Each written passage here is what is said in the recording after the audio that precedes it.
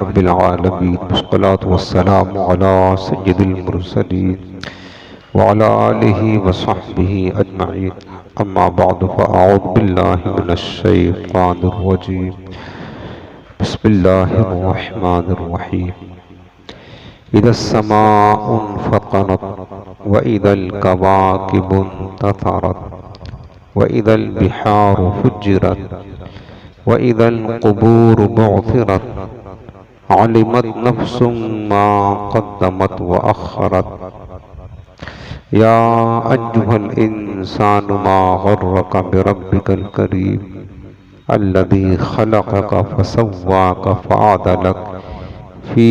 أي صورة ما شاء ركبك إلى آخر السورة. آمنت بالله صدق الله العظيم وبلغنا رسوله النبي الكريم رؤوف الرحيم عليه أفضل الصلاة والتسليم. اللهم رب اشرح لي صدري ويسر لي أمري واحلل عقدة من لساني يفقه قولي. رسول کریم رؤوف الرحیم علیہ افضل الصلاۃ والتسلیم ارشاد فرماتے ہیں، جس نے مجھ پر ایک مرتبہ درود پاک پڑھا، اللہ تعالیٰ اس کے لیے ایک قیرات اجر لکھتا ہے اور قیرات احد پہاڑ کے برابر ہے۔ آج یہ نہایت محبت کے ساتھ دل لگا کر اپنے رحمت والے آقا کی بارگاہ میں درود و سلام کا نذرانہ پیش کریں۔ اللہم صل علی سیدنا و شفیعنا و کریمنا و نبینا مولانا محمد وعلی آلہ و صحبہ وآلہ وسلم۔ حاضرین محترم، ہفتہ واری درس تفسیر قرآن کا سلسلہ جاری ہے، اور آج ہم قرآن عظیم کی جس سورت کی تفسیر عرض کریں گے، قرآن کا آخری پارہ، اس کی سورت ہے اما پارہ سورۃ الانفطار۔ اس کی تفسیر انشاءاللہ ہم سنیں گے۔ سورۃ الانفطار مکی سورت ہے، یعنی قبل ہجرت یہ سورت کا نزول ہوا۔ ترتیب مصحف اور ترتیب نزول دونوں کے اعتبار سے اس سورت کا نمبر 82 ہے، یعنی قرآن میں جو ترتیب سے سورتیں لکھی ہیں تو یہ سورہ انفطار 82 نمبر پر ہے، اور نازل ہونے کے اعتبار سے بھی یہ سورت 82 نمبر پر نازل ہوئی ہے۔ انفطار کا جو معنی ہوتا ہے پھٹ جانا، انفطار کا لفظی معنی ہوتا ہے پھٹ جانا، اور اس سورت کا نام اس وجہ سے انفطار رکھا گیا۔ وجہ تسمیہ یہ ہے کہ اس سورت کی پہلی آیت میں انفطرت کا لفظ ہے، یعنی آسمان کے پھٹنے کا ذکر ہے۔ قرآن عظیم میں جو قرب قیامت قائم ہوگی تو آسمان پھٹ جائے گا، اس کا بیان ہے۔ اس وجہ سے اس سورت کو انفطار کہتے ہیں۔ تفسیر ابن کثیر میں ایک حدیث پاک لکھی ہے کہ حضور اقدس صلی اللہ علیہ وسلم نے ارشاد فرمایا کہ جو شخص قیامت کے دن کو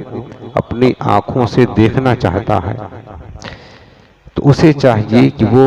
اذا الشمس کورت، اذا السماء انفطرت اور اذا السماء انشقت پڑھے، یعنی ان تینوں صورتوں میں قیامت کے وہ خاص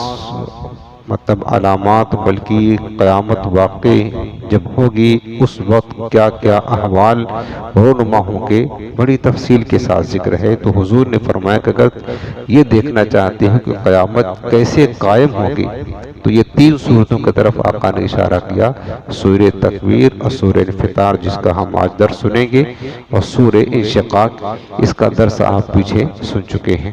اس میں چونکہ قیامت کی ہولناکیوں کا، قیامت کی وحشتوں کا، قیامت جب قائم ہوگی تو کیا کیا چیزیں وقوع پذیر ہوں گی، بڑی تفصیل کے ساتھ اللہ پاک نے بیان فرمایا ہے۔ اس سورت کو جو مضمون ہے کہ اس میں بھی چونکہ مکی صورت ہے اور مکی صورتوں میں زیادہ تر اسلام کے بنیادی عقائد کا بیان ہے، اور ساتھ ساتھ اس میں قیامت کی علامات بیان کی گئی ہے۔ اس صورت کے شروع میں قیامت قائم ہوتے وقت کائنات میں ہونے والی ہیبت ناک تبدیلیاں جو واقع ہوں گی وہ بیان کر کے فرمایا گیا کہ اس وقت جب قیامت قائم ہوگی تو ہر جان کو وہ سب معلوم ہو جائے گا جو اس نے آگے بھیجا اور جو اس نے پیچھے چھوڑا تھا۔ اس کے بعد اللہ تعالیٰ نے انسان کو جو نعمتیں عطا کی ہیں ان نعمتوں کو بیان کر کے انسان کو جھنجھوڑا گیا ہے کہ انسان، اللہ نے تجھے اتنی نعمتیں دی ہیں، پھر کیا وجہ ہے کہ تو اپنے کرم والے رب کے بارے میں دھوکے میں پڑ گیا اور تو نے اس کی نافرمانی شروع کر دی؟ اس بات کا ذکر موجود ہے۔ نیز یہ بھی بتایا گیا ہے کہ ہر انسان پر کرامن کاتبین 2 فرشتے مقرر ہیں جو اس کے اعمال اقوال کے نگہبان ہیں اور وہ اس کے تمام اعمال جانتے ہیں۔ اس کے علاوہ اس صورت کے آخر میں نیکوں اور بدکاروں کے انجام بیان کیے گئے ہیں اور قیامت کے احوال بیان کیے گئے ہیں۔ اب ہم اس صورت کا ترجمہ اور اس کی تفسیر شروع کرتے ہیں۔ اللہ رب العالمین ارشاد فرمایا، بسم اللہ الرحمن الرحیم، اللہ کے نام سے شروع جو نہایت مہربان بڑا رحم فرمانے والا ہے۔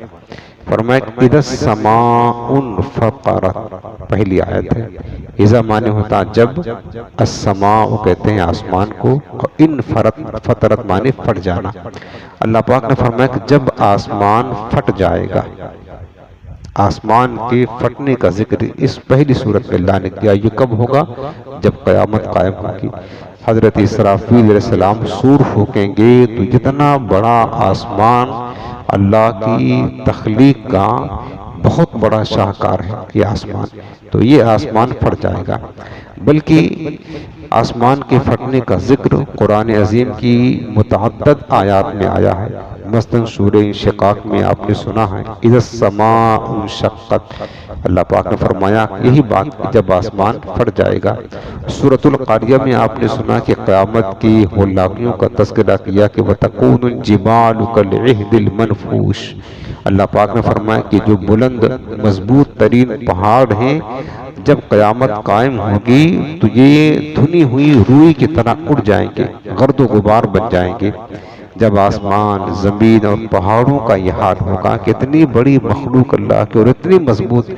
یہ پھٹ جائیں گے، ان کا حال یہ ہوگا تو جسامت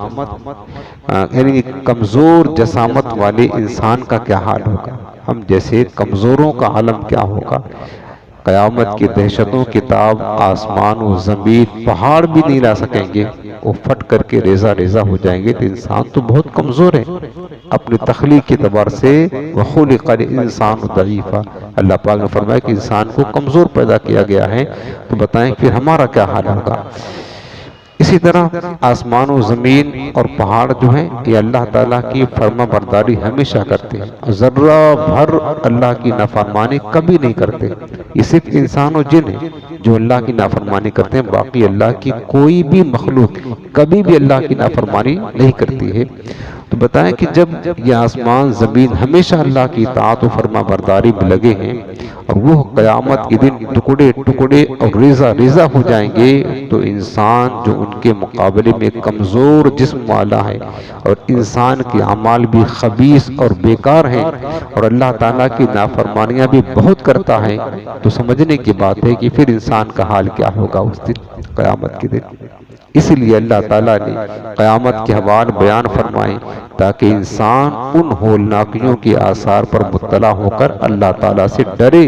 اور اس کی نافرمانی اور گناہ سے باز رہے۔ ایک معمولی جھٹکا آتا ہے، اگر زمین میں زلزلہ آ جائے نا تو سب کے ہوش ٹھکانے آ جاتے ہیں، ہر کوئی اپنی جان کی فکر کرنے لگتا ہے، ادھر بھاگتا ادھر بھاگتا ہے، حفاظت کا سامان کرتا ہے۔ صرف زمین معمولی جھٹکا دیتی ہے زلزلہ کے لیے تو انسان کو خوف و دہشت طاری ہو جاتا ہے کہ ہم مر جائیں گے اب، اور قیامت کے دن تو زمین و آسمان کا کا حال ہی عجیب طرح ہو جائے گا، خطرناک معاملات ہوں گے، پھر انسان کا حال کیا ہوگا۔ یہ احوال اللہ نے اسی لیے بیان فرمائے تاکہ اللہ تعالیٰ سے انسان ڈرے اور گناہ اور نافرمانی کرنے سے باز رہے۔ قیامت کی ان احوال کو بیان کیا، لیکن یہ نہیں بتایا کہ قیامت قائم کب ہوگی۔ جگہ جگہ اللہ نے بیان فرمایا کہ قیامت ہوگی، اور قیامت سے پہلے جو علامات ہیں وہ بھی ہوں گی۔ قیامت جب قائم ہوگی تو کیا کیا چیزیں مطلب وہ پیش آئیں گی، سب بیان کیا، لیکن قیامت آئے گی کب، اس بات کا ذکر نہیں فرمایا۔ اسی طرح انسان کی عمر کی انتہا نہیں بیان کی گئی۔ کیوں؟ یعنی انسان کب مرے گا یہ تو پتا ہے کہ مرے گا، کب مرے گا یہ نہیں بیان کیا گیا، نہیں بتایا گیا کسی کو۔ کیوں؟ اس لیے تاکہ انسان ہر وقت ڈرتا رہے کہیں اس وقت گناہ کی حالت میں اس کی موت نہ آ جائے، ہر وقت اپنی موت کی تیاری کرے، اللہ سے ڈرتا رہے، اطاعت و فرما برداری میں وقت گزارے۔ یہ اللہ تعالیٰ کی حکمت ہے۔ پھر اللہ پاک نے قیامت کے حوال قرآن پاک میں بہت مقامات پر بیان فرمائے۔ اس کی دو وجہ ہے، یعنی ایک ہی حقیقت ہے قیامت، اور اس کا ذکر کثرت کے ساتھ قرآن میں کئی مقامات پر متعدد جگہ پر آیا ہے۔ وجہ کیا ہے؟ مفسرین فرماتے ہیں کہ اس کی دو وجہ ہے۔ پہلی بات تو یہ ہے کہ انسان کے دل کی مختلف کیفیات ہوتی ہیں، یعنی بعض اوقات انسان ایک مرتبہ کسی چیز کا ذکر سن کر اثر نہیں دیتا ہے،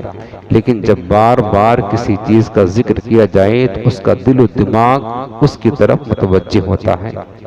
اس کی طرف متوجہ ہوتا ہے۔ بعض دفعہ ایسا بھی ہوتا ہے کہ وہ کسی چیز کا ذکر بس یوں سرسری طور پر سن لیتا ہے، اور بعض دفعہ اس کو بہت توجہ سنتا ہے اور اثر پذیر ہوتا ہے۔ تو اللہ تعالیٰ نے قیامت کے واقعات کو بار بار اس لیے ذکر کیا تاکہ انسان کے دل میں اچھی طرح قیامت کے بارے میں جو ہے نا سارے واقعات تو بیٹھ جائیں، نقش ہو جائیں، اور انسان اللہ سے ڈر کر اللہ سے توبہ کرے اور نیک اعمال کرے۔ پہلی وجہ تو یہ ہے۔ دوسری وجہ یہ ہے کہ بار بار قیامت کے حوال بیان کیے گئے اس زمانے میں جس دور میں قرآن نازل ہوتا تھا، اور یہ مکی صورت ہے، مکہ میں قرآن کی آیت صورت نازل ہوئی تو لوگ نئے نئے ایمان لائے تھے، اور بار بار نصیحت کے ذکر سے ان کے دل نرم ہوتے تھے اور ان کا ایمان قوی اور مضبوط ہوتا تھا۔ تو وہ جو نئے نئے ایمان لائے ہوتے تھے ان کے ایمان اور ان کے دل کو مضبوط کرنے کے لیے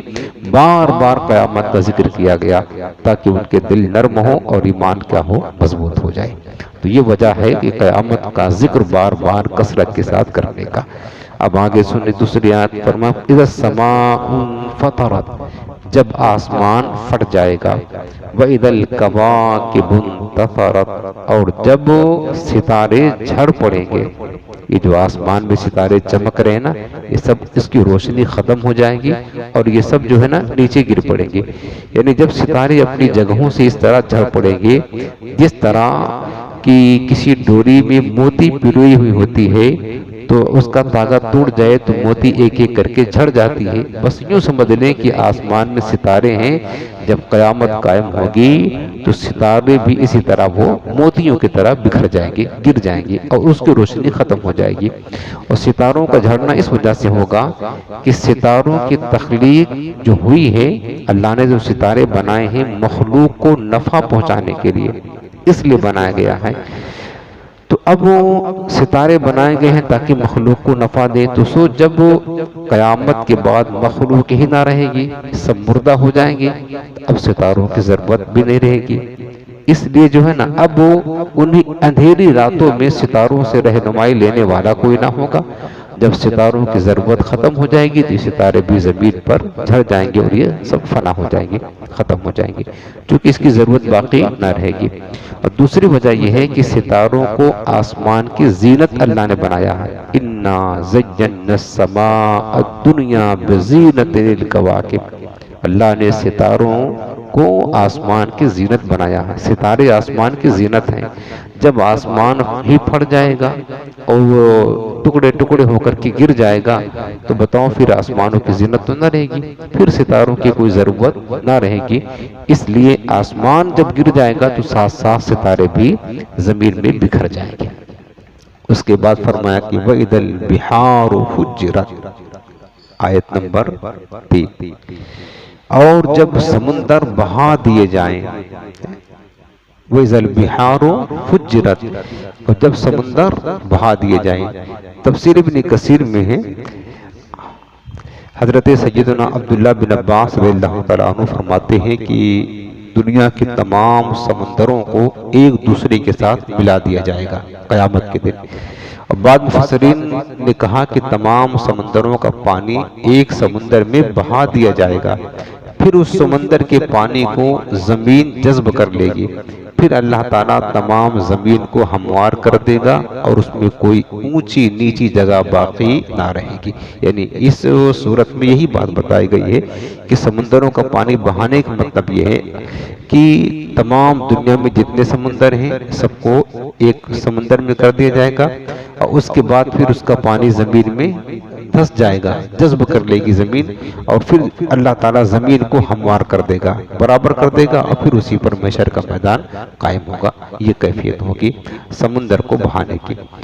اس کے بعد فرمایا کہ آیت نمبر 4 میں وَإِذَا الْقُبُورُ بُعْثِرَتْ، اور جب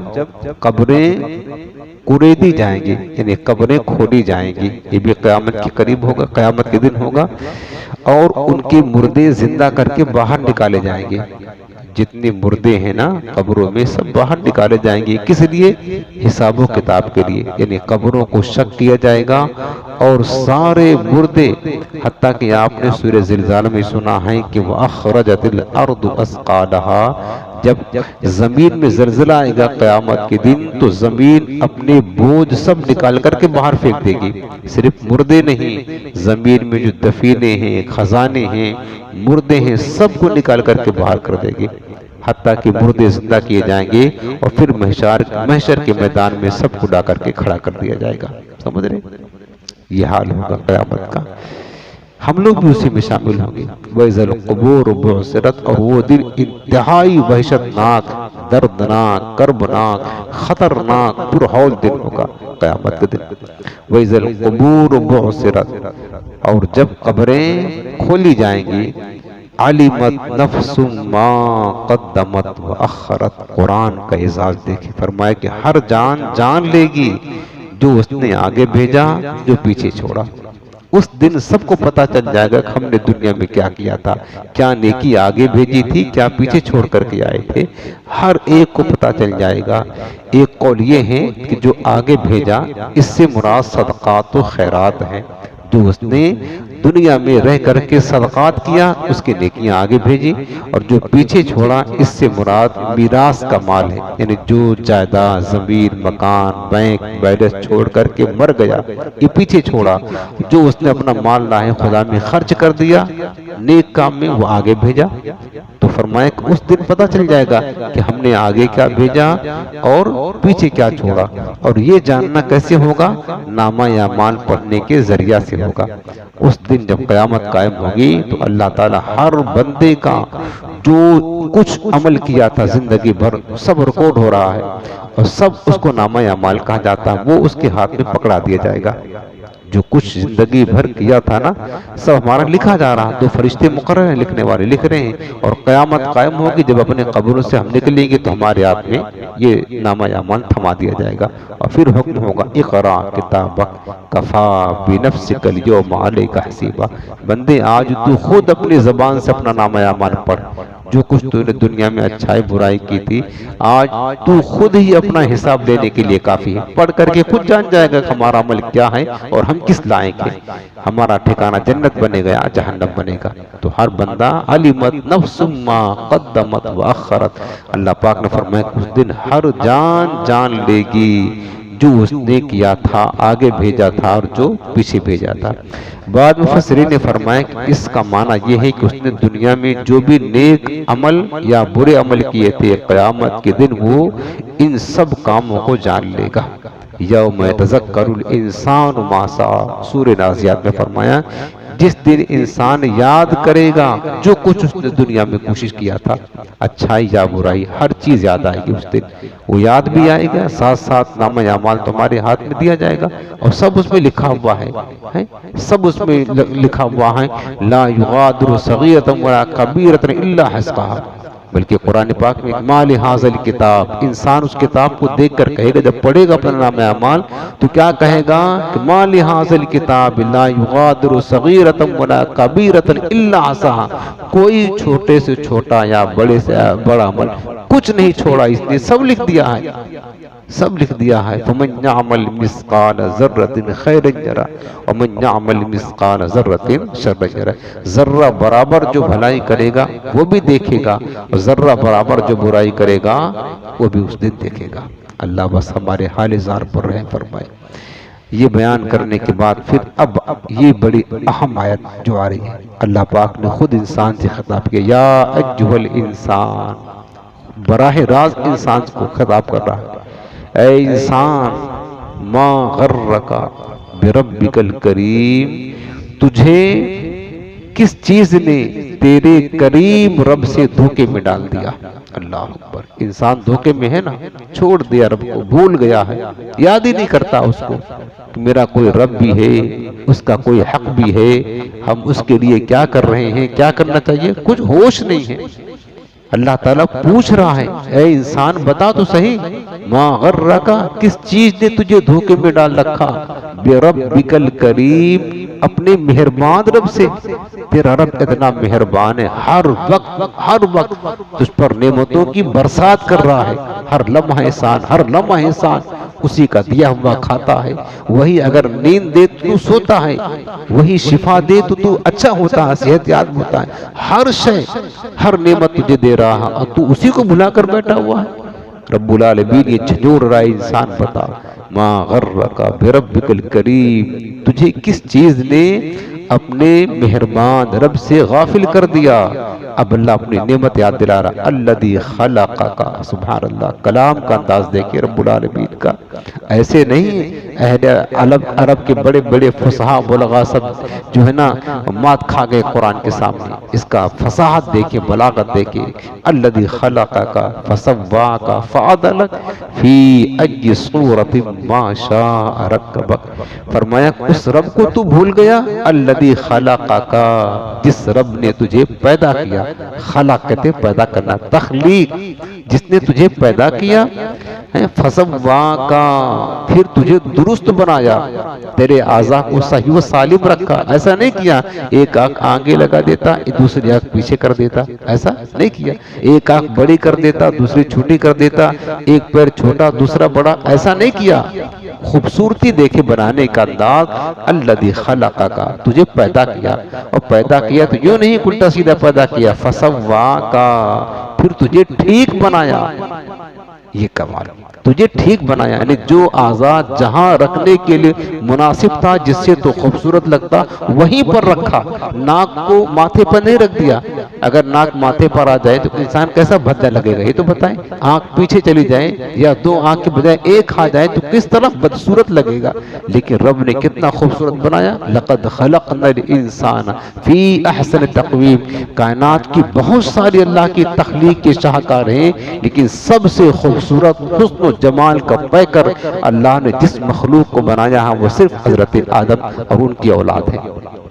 انسان کو بنایا ہے، سمجھ رہے ہیں نا، دیکھیں انداز دیکھیں، الذی خلقک، جس رب نے تجھے تخلیق کیا، فسواک، پھر تجھے درست بنایا، فعدلک،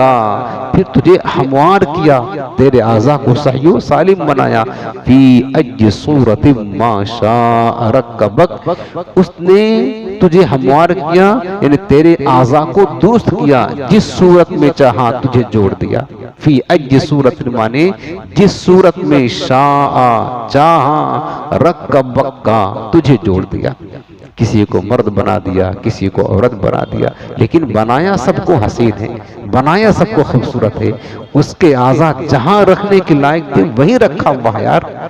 اللہ کی شان دیکھیں، قدرت دیکھیں، حالانکہ رب جانتا ہے یہ میرا بندہ، اس کو خوبصورت بنا تو رہا ہوں، یہ آگے چل کر کفر ہی کرے گا، میری ناشکری کرے گا، میری نافرمانی کرے گا، پھر بھی رب نے ٹیڑھا میڑھا نہیں پیدا کیا، پیدا درست کیا ہے، کان، آنکھیں، اعضاء جسم کے سب سلامت رکھے، اس انداز میں بنایا کہ دنیا دیکھ کر کے دنگ رہ جاتی ہے کہ کیسی اللہ کی مطلب تخلیق کی شاہکار ہے۔ اتنا خوبصورت بنایا۔ اب دیکھیں ان آیات سے معلوم ہوا کہ اگرچہ اللہ تعالیٰ کرم فرمانے والا کا نا بربک الکریم، اللہ بڑا کرم فرمانے والا ہے، لیکن اس کے کرم کو پیش نظر رکھ کر اس کی نافرمانی کی جرات نہیں کرنا چاہیے، بلکہ اس کی پکڑ اور اس کے عذاب کو اپنے سامنے رکھتے ہوئے اس کی نافرمانی سے ہر دم بچتے رہنا چاہیے۔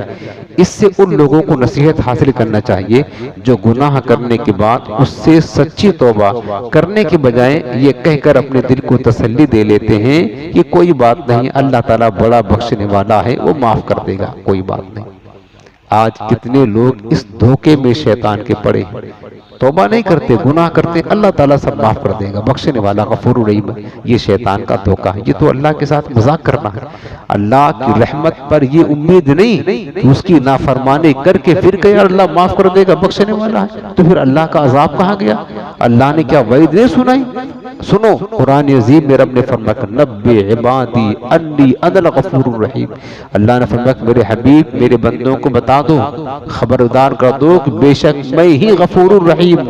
یہ بتا دو، اور صرف یہی مت بتاؤ وَأَنَّ عَذَابِي هُوَ الْعَذَابُ الْعَلِيمُ، اور میرے بندوں کو یہ بھی خبردار کر دو جس طرح میں غفور الرحیم بھی ہوں ویسے ہی میرا عذاب بڑا سخت عذاب بھی ہے۔ ان بطش ربک لشدید، یہ بھی تو فرمایا کہ بے شک تمہارے رب کی پکڑ بڑی سخت ہے، جب پکڑتا ہے تو معمولی سی معمولی بات پر پکڑ لیتا ہے، اور پھر پکڑتا ہے تو اس کی پکڑ سے کوئی چھڑا نہیں سکتا۔ لوگ اس کو بھول گئے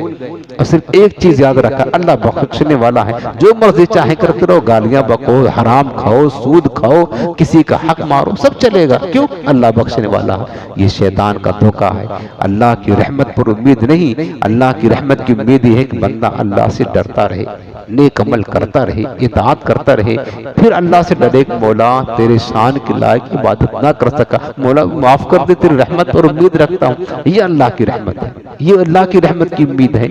تو کیا فرمایا کہ یہ لوگوں کا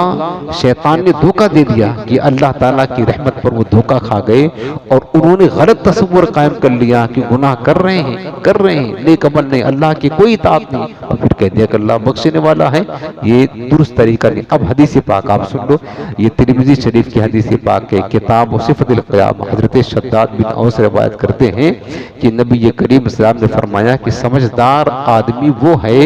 کہ جو دنیا ہی میں رہ کر اپنا محاسبہ کر لے، اپنا حساب خود کر لے کہ ہمارے پاس عمل کیا ہے، اچھا یا برا، اور آخرت کی بہتری کے لیے نیک عمل کرے۔ آقا نے فرمایا کہ یہ عقل مند کی نشانی ہے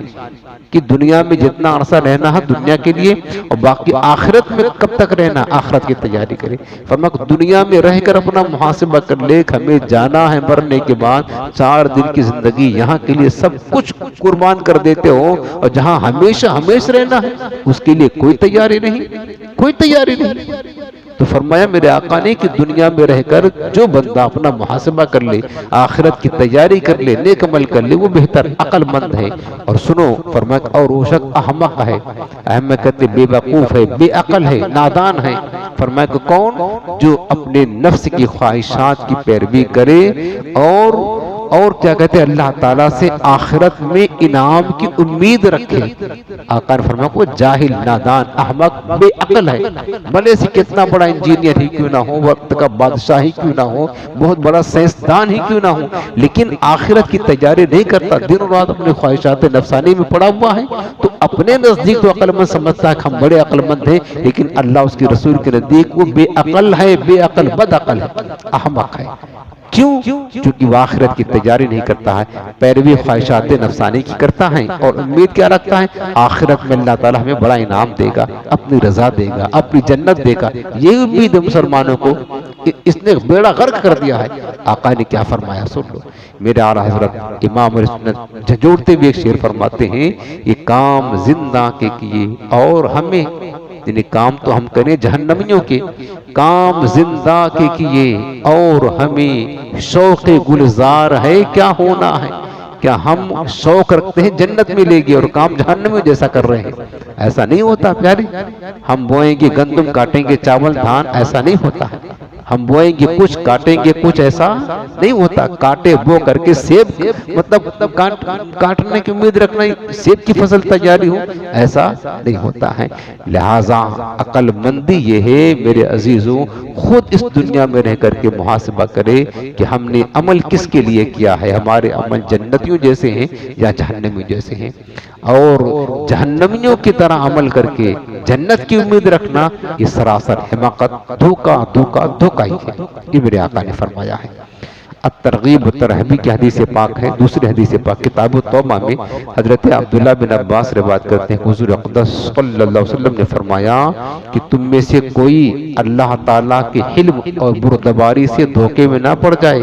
یہ میرے آقا نے صاف صاف فرما دیا، یعنی اللہ رحیم و کریم ہے، تو اس سے دھوکے مت کھانا کہ تم جو مرضی چاہے اللہ سب بخش دے گا۔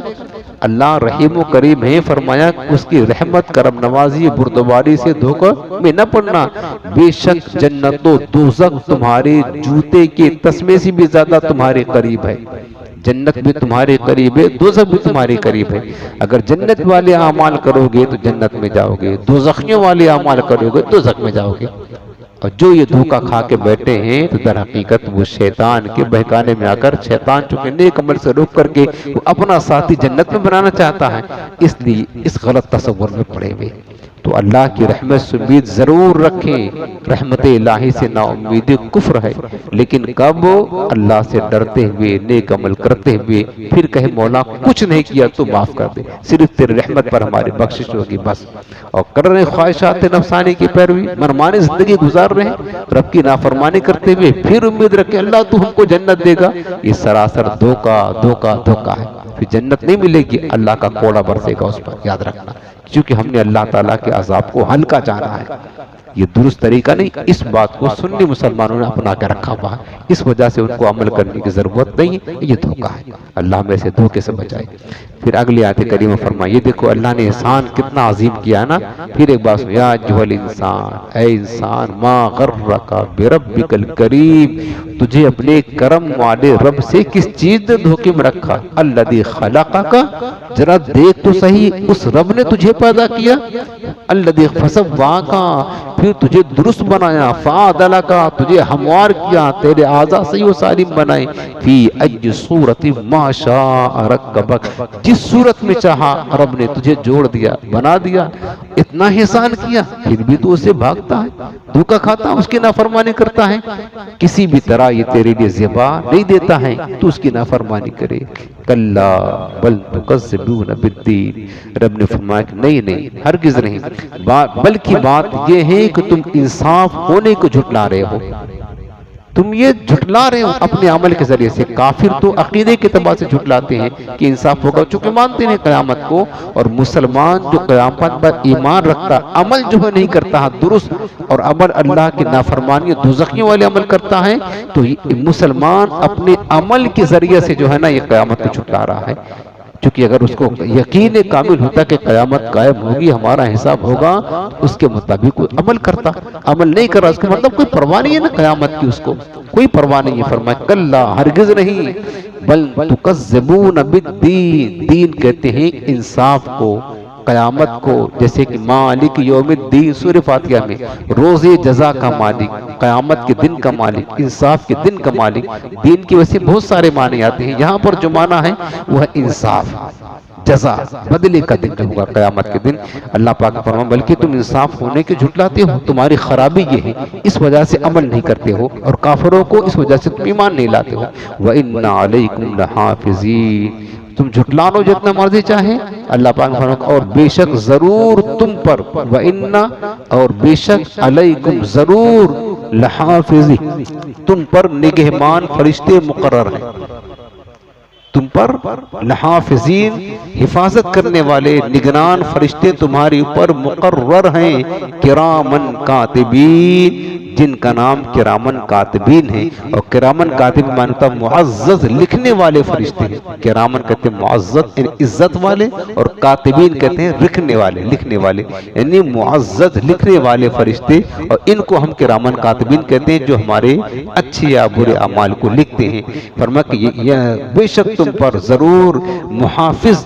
مقرر ہیں، کرامن کاتبین، عزت دار لکھنے والے، یعلمون ما تفعلون، جو کچھ تم کرتے ہو نا وہ سب جانتے ہیں۔ یہ فرشتے ہمارے ہر چیز کو جانتے ہیں، اچھائی کرتے ہیں برائی کرتے ہیں سب جانتے ہیں، اور فوراً رجسٹر رکھا ہوا، قلم اٹھایا لکھ لیا، بندے نے جھوٹ بولا لکھ لیا، سچ بولا لکھ لیا، نیکی کیا لکھ لیا، برائی کیا لکھ لیا، بچ ہی نہیں سکتا کوئی۔ یہ اللہ کی طرف سے مقرر ہے، فرشتے کہاں جائیں گے، اور یہ ریکارڈ ہو رہا ہے، کوئی بھول بھی نہیں سکتا ہے، لکھا ہوا ہے، قیامت کے دن سب ہمارے ہاتھ میں تھما دیا جائے گا، خود پڑھ بتا تو نے کیا عمل کیا تھا۔ اللہ تعالیٰ نے دیکھے کہ بے شمار، یہ تو اللہ کے فرشتے بے شمار ہیں، سارا آسمان فرشتوں سے بھرا ہوا ہے، بارش بر جگہ خالی نہیں جہاں فرشتے نہ ہوں، زمین میں فرشتے ہیں، اللہ کے فرشتے بہت ہیں، ان کی مختلف ڈیوٹیاں ہیں، مختلف کام ہیں، جیسے کہ حضرت عزرائیل علیہ السلام اللہ کے معزز فرشتے ہیں، ان کا کام جو ہے نا روح نکالنا ہے، ملک الموت کہتے ہیں۔ حضرت میکائیل علیہ السلام روزی پہنچانا، بارش نازل کرنا، ہوائیں بھیجنا، یہ ان کا کام ہے، ان کی ڈیوٹی ہے۔ اسی طرح دیکھیں کہ اور بھی جو فرشتے اسرافیل علیہ السلام، ان کی ڈیوٹی ہے، جب سے پیدا کیا اللہ نے ان کا ایک ہی کام ہے، وہ سور یوں لے کر کھڑے ہوئے ہیں جب سے پیدا ہوئے ہیں، اور قیامت جس دن اللہ کا بس انتظار میں ہے، ہر وقت اللہ کا حکم بس یوں پھونک مار دیں گے، قیامت تباہی مچ جائے گی دنیا میں، زلزلہ برپا ہو جائے گا، جو قیامت کے ہولناک آپ سن رہے ہیں وہ یوں لے کر کھڑے ہیں، ان کا کام یہ ہے۔ اسی طرح بعض فرشتوں کو اللہ تعالیٰ نے بندوں کے اعمال لکھنے پر مامور کیا ہے، ان کو کرامن کاتبین کہا جاتا ہے، جن کا ذکر شاید میں ہے۔ ان فرشتوں کو انسانوں کے اعمال لکھنے پر اس لیے مامور کیا کہ ان کا لکھا ہوا قیامت کے دن انسان پر حجت ہو جائے۔ انسان تو جھوٹا ہے، وہاں بھی جھوٹ بولے گا، اللہ پوچھے گا تو نے کیا، وہ کہے گا نہیں مولا ہم نے نہیں کیا، قرآن میں اس کا ذکر ہے۔ تو یہاں پر جب لکھا ہوگا نا تو نے کیا نہیں کیا، تو لے پکڑ اپنا چوپڑا تھما دیا جائے گا، کہ پڑھ کے بتا کیا کہ نہیں کیا، وہاں سب لکھا ہوگا، ڈیٹ تاریخ ٹائم ریکارڈ ہو رہا ہے۔ کیمرہ میں کیسے ریکارڈ، کوئی جھوٹ بولے، آج سب آسان ہو گیا نا سمجھنا ہے، تب کیمرہ جہاں لگاؤ کوئی جھوٹ بولے تو کیا اس کی بات مانی جائے گی، کھول کے دکھا دیا تک دیکھو یہ کیمرہ ہے، اس میں تو نے کیا کیا ہے، پھر انکار کرنے کی گنجائش نہیں۔ تو یہ لکھنے کے لیے اس لیے مقرر کیا ہے، اس لیے ہمارے اعمال لکھے جا رہے ہیں تاکہ انسان پر حجت ہو، یہ نہ کہہ سکے یار کہ ہم نے تو یہ برا عمل کیا نہ تھا اور ہمیں آج سزا مل رہی ہے تو یہاں پر ظلم ہو رہا ہے، تاکہ یہ کہنے کی کسی کو مجال نہ ہو، اس لیے ہمارا سارا عمل ریکارڈ کیا جا رہا ہے۔ اب دیکھیں کہ سفیان سے کیا گیا سوال کیا گیا، یہ بڑی اہم بات میں عرض کرنے جا رہا ہوں، جو اللہ کی بارگاہ میں حاضری ہوگی اور کیا کہتے ہیں کہ فرشتے ہیں جو ہمارے اعمال کو لکھ رہے ہیں، تو اب چونکہ حدیث پاک میں ہے کہ بندہ جو عمل کرتا ہے وہ تو لکھتے ہیں اچھا یا برا، حتیٰ کہ حدیث میں ہے کہ اگر بندے نے اپنے دل میں نیت کی نا کہ میں اچھا عمل کروں گا تو اس نیت یعنی نیک عمل کی نیت کرنے سے اس کو ایک نیکی فرشتے لکھ دیتے ہیں، کرے گا 10 نیکی لکھیں گے، صرف نیت کی ہے، ابھی کیا نہیں نہ کسی کو بتا، دل میں نیت کی ہے، فرشتہ ایک نیکی لکھ دیتا ہے۔ اور اللہ کی رحمت، یہ سب چیزیں میں آپ کو پیچھے درس میں بیان کر چکا ہوں، لیکن اگر برا ارادہ کیا ہے تو ابھی نہیں لکھتا ہے، جب تک کہ کرے نا، جب برا کام کر لے گا صرف ایک گناہ لکھا جائے گا۔ تو سفیان سے سوال کیا گیا کہ جب بندہ نیک یا بد عمل کرتا ہے اس کا فرشتوں کو علم ہونا تو ظاہر ہے کہ وہ کرتا ہے، فرشتے لکھ لیتے ہیں، لیکن جب نیک یا برا عمل کا ارادہ کرتا ہے تو اس کا فرشتوں کو کیسے علم ہو جاتا ہے، اس کے دل میں ہے نا، فرشتے کیسے جان جاتے ہیں؟ تو سفیان نے جواب دیا کہ جب بندہ نیک عمل کا ارادہ کرتا ہے تو اس کے جسم سے مشک کی خوشبو آتی ہے، سبحان اللہ، جب نیت کی ہے صرف میں نیک عمل کروں گا، صرف دل میں ارادہ کیا ہے، کہتے ہیں اس نیکی کے ارادہ کرنے کی برکت کے ہوتی ہے، اس کے جسم سے آتی ہے، مشک کی طرح خوشبو آتی ہے، ہمیں محسوس نہیں ہوتی، فرشتے اس کو محسوس ہوتی ہیں، اور جب وہ برے عمل کا ارادہ کرتا ہے تو اس سے سخت ناگوار بدبو پیدا ہوتی ہے، فرشتوں کو پتہ چل جاتا، بدبو آتی ہے اس نے برائی کا ارادہ کیا، خوشبو آتی ہے سمجھ جاتے ہیں فرشتے اس نے نیکی کا ارادہ کیا، تو فوراً اس کی نیکی لکھ دیتے ہیں۔ ہمارے عمل اتنے گندے ہیں، اتنے اچھے ہیں، ہم خود فیصلہ کریں کہ ہم کس چیز کا ارادہ کرتے ہیں۔ مسلمانوں کا برے کام کرنا، دیکھیں ایک ہوتا ہے کافر بھی برے کام کرتے ہیں، مسلمان بھی برے کام کرتے ہیں، ظاہر سی بات ہے کافر بھی شراب پیتا ہے، جھوٹ بولتا ہے، چوری کرتا ہے، خیانت کرتا ہے، مسلمان بھی کام کر رہے ہیں، فرق کیا ہے؟ پتہ ہے کہ کافر جو برے کام کرتے ہیں تو مسلمان بھی کرتے ہیں، لیکن مسلمانوں کا برے گناہ کام کرنا یہ کافروں کے برے کام کرنے سے زیادہ خطرناک ہے، یہ سنگین ہے، سوچنے والی بات ہے، کیونکہ مسلمانوں کو اس کا علم ہے، پتہ ہے کہ ان کے اعمال کرامن کاتبین لکھ رہے ہیں اور اس کا حساب دینا ہے، اس کے باوجود بھی برے کام مسلمان کر رہے ہیں، باز نہیں آ رہا، پتہ ہے ہمارا ہر عمل نوٹ ہو رہا ہے اور قیامت کے دن اس کا حساب بھی دینا ہوگا، پھر بھی مسلمان کرنے سے باز نہیں آتا۔ اور کافروں کو تو یقین ہی نہیں ہے، وہ تو ایمان نہیں رکھتے ہیں نا، قیامت پر ایمان نہیں رکھتے، مانتے نہیں ہیں، نہ کرامن کاتبین کو مانتے ہیں، تو وہ اگر برے کام کرے تو ان کا تو ایمان ہی نہیں ہے۔ لیکن مسلمان جان بوجھ کر پتہ ہے کہ ہمارے اعمال لکھے جا رہے ہیں، اس کا حساب دینا ہوگا، پھر بھی برا کام کرتا ہے، یہ بڑا مجرم ہے، یہ اور بڑا مجرم ہے کہ جان بوجھ کر یہ انجانہ بن رہا اور گناہ کے کام کر رہا ہے۔ امام بزار ایک حدیث پاک لکھتے ہیں حضرت انس بن مالک سے کہ روایت ہے کہ رسول اللہ صلی اللہ علیہ وسلم نے فرمایا کہ اللہ تعالیٰ نے تم کو، حضور فرماتے، برہنہ ہونے سے منع فرمایا، برہنہ مانے ستر کھولنے سے منع فرمایا ہے، تو تم ان فرشتوں سے حیا کیا کرو جو تمہارے ساتھ ہر وقت رہتے ہیں، کرامن کاتبین، سوائے 3 وقت کے۔ میرے آقا فرماتے ہیں 3 اوقات کے سوائے یہ فرشتے تم سے جدا نہیں ہوتے ہیں۔ ایک تو قضاء حاجت کے وقت جب انسان باتھ روم وغیرہ جاتا ہے اور صدر عورت کھولتا ہے، دوسرا جنابت کے وقت انسان ناپاک ہوتا ہے، غسل فرض ہوتا ہے، تب بھی فرشتے دور ہو جاتے ہیں۔ اس لیے حدیث پاک میرے آقا نے فرمایا کہ جس گھر میں کتا جنبی مانے ناپاک آدمی اور تصویر ہوتی ہے اس پہ رحمت کے فرشتے نہیں آتے۔ آدمی جب ناپاک ہوتا ہے جب تک کہ پاک نہیں ہوتا فرشتے سے جدا رہتے ہیں۔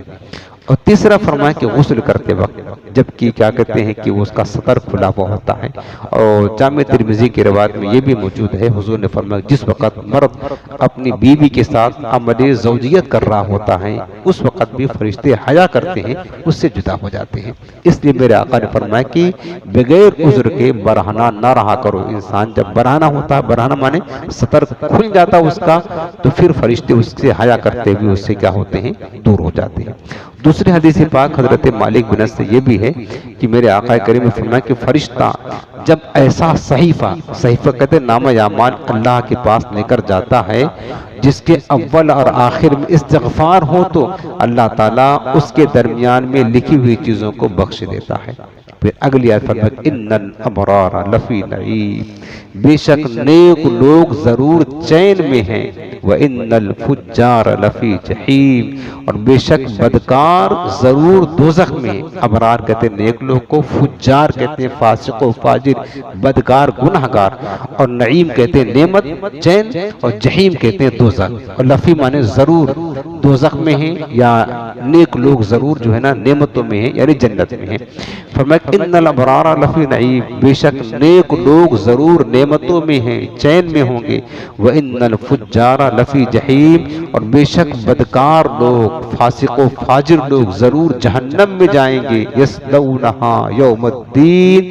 انصاف کے دن اس جہنم میں یہ فجار یعنی بدکار لوگ داخل ہوں گے، وما ہم عنہا بغائبین، اور اس جہنم سے کہیں بچ نہ سکیں گے، چھپ نہ سکیں گے۔ یہ فاسق و فاجر بھاگنا چاہیں کہ چھپ جائیں ہم کو جانا نہ پڑے تو ایسا نہیں ہو سکتا، وما ہم عنہا بغائبین، اللہ پاک نے فرمایا کہ یہ فاسق و فجار اس جہنم سے چھپ نہ سکیں گے۔ وما ادراک ما یوم الدین، فرمایا اور تجھے کیا ہوا،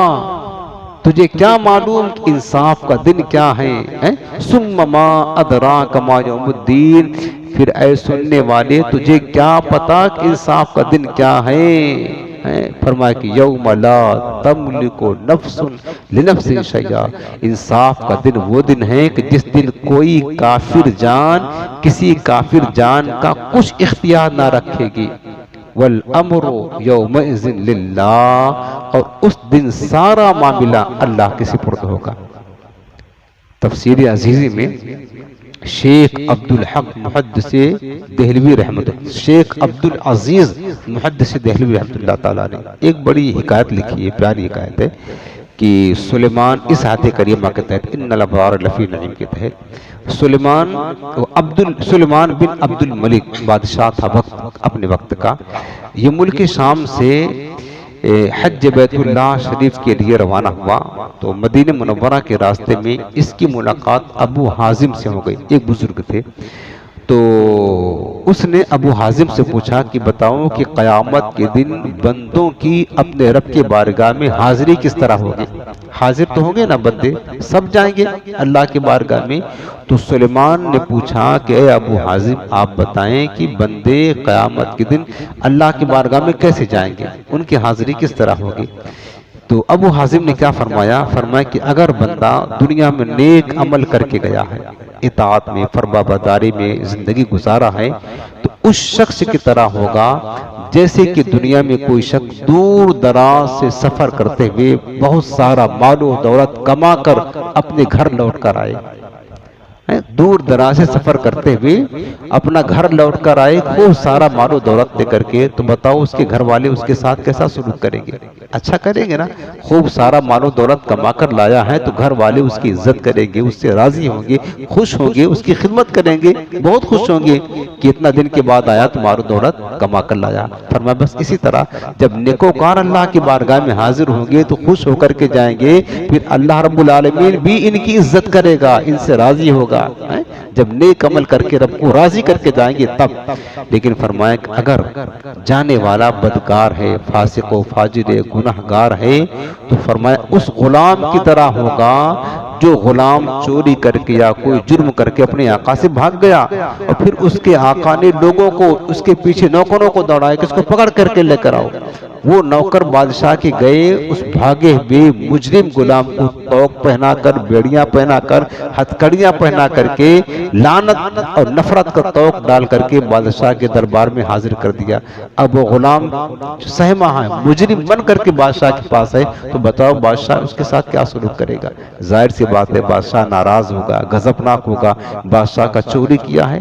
گناہ کیا، جرم کیا اور بھاگ گیا، تو بادشاہ اس کو سزا دے گا، ناراض ہوگا، اس کی عزت نہیں کرے گا، خوش نہ ہوگا اس غلام کی۔ تو ابو حازم کہتے ہیں کہ سلیمان بن عبد الملک بس یہی حال ان فاجروں کی، فاسقوں کی، نافرمانوں کو ہوگی جو دنیا میں نافرمانی کر کے رب کی بارگاہ میں جائیں گے تو ایسے مجرم بن کے جائیں گے، رب العالمین بھی ان سے ناراض ہوگا، غضبناک ہوگا اور رب العالمین بھی ان کو سزا دے گا۔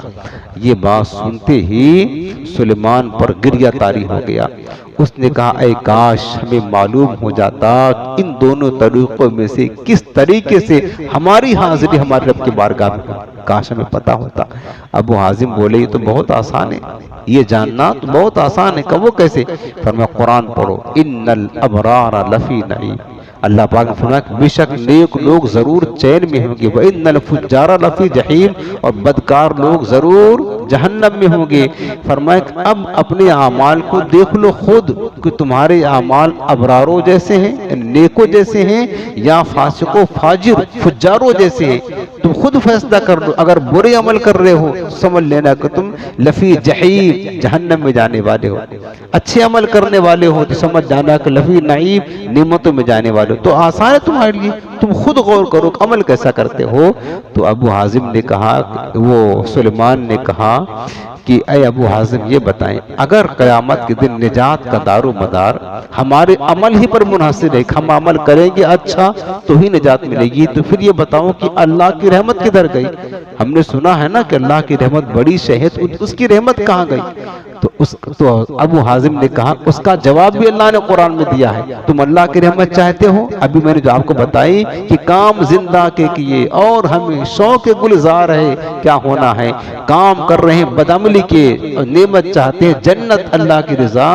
تو ابو حازم سے جب سلیمان نے پوچھا کہ اگر نجات ہمارے عمل پر منحصر ہے تو پھر یہ بتائیں کہ اللہ کی رحمت کدھر گئی؟ ابو حازم نے کہا اس کا بھی ذکر اللہ نے قرآن فرمایا، کہا وہ پڑھو آیت کریمہ کہ ان رحمت اللہ قریب من المحسنین۔ فرمایا کہ اللہ تو یہ فرماتا ہے بے شک اللہ کی رحمت نیکوکاروں کے قریب ہے، بدکاروں کے قریب نہیں کہا، اللہ کی رحمت کے قریب ہے، من المحسنین، قریب من المحسنین، اللہ کی رحمت نیک لوگوں کے قریب ہے۔ جب تم نیک عمل کرو گے تو اللہ کی رحمت تمہارے طرف متوجہ ہوگی، جب اللہ کی رحمت متوجہ ہوگی پھر اللہ رب العالمین تمہیں نجات عطا فرما دے گا۔ تو آج یہ بدکار لوگ جو بدکاریاں کر کے دنوں رات رب کی نافرمانیاں کر کے نماز قضا کر کے جھوٹ بول کر کے پھر اللہ کی رحمت کی امید رکھتے ہیں کہ اللہ رحم فرما دے گا، اللہ نے سچا یہ فرما دیا، فیصلہ کر دیا کہ اللہ کی رحمت نیک لوگوں کے قریب ہے، انہیں چاہیے کہ اللہ سے ڈر جانا چاہیے، ڈر جائیں۔ اب دیکھیں جو اس میں اس کی تفسیر سن لے، چند آیت کریمہ سنی کہ ان الابرار لفی نعیم، فرمایا اس سے پہلے بندوں کے اعمال لکھنے والے فرشتوں کے بارے میں بیان کیا گیا تھا، اور یہاں سے عمل کرنے والوں کے حوالے بیان کیے جا رہے ہیں۔ چنانچہ ارشاد فرمایا بے شک وہ لوگ جنہوں نے فرائض کی ادائیگی اور گناہوں سے بچنے کے ذریعہ اپنے ایمان کو سچا کر دکھایا، یہ ضرور نعمتوں سے بھرپور جنت میں جانے والے ہیں، اور کافر ضرور جلا کر رکھ دینے والی دوزخ میں جانے والے ہیں، اور وہ انصاف کے دن اس جہنم میں جائیں گے جسے وہ دنیا میں جھٹلایا کرتے تھے، اور اس جہنم سے کہیں چھپ نہ سکیں گے۔ اور اے بندے تجھے کیا معلوم کہ انصاف کا دن کیا ہے؟ پھر تجھے کیا معلوم کہ انصاف کا دن کیا ہے؟ انصاف کا دن وہ ہے جس دن کوئی کافر جان کسی کافر جان کے لیے کچھ اختیار نہ رکھے گی اور کوئی نفع نہ دے سکے گی، اور اس دن سارا حکم صرف اللہ کا چلے گا اور وہی ان کے بارے میں فیصلہ فرمائے گا۔ یعنی قیامت کے دن کوئی کافر کسی کافر کو کچھ نفع نہ پہنچائے سکے گا، اور نہ ہی کوئی مسلمان کسی کافر کو نفع پہنچا سکے گا۔ اس آیت میں اگرچہ کفار کا حال بیان ہوا ہے، مگر اس دن کی سختیوں اور شدتوں سے مسلمانوں کو بھی ڈرنا چاہیے۔ اگر ہمارے کسی عمل سے رب ناراض ہو گیا تو پھر ہمارا انجام کیا ہوگا؟ اللہ ہمارے حال زار پر رحم فرمائے اور نور قرآن کی برکتوں سے ہمیں مالا مال فرمائے، آمین بجاہ النبی الکریم۔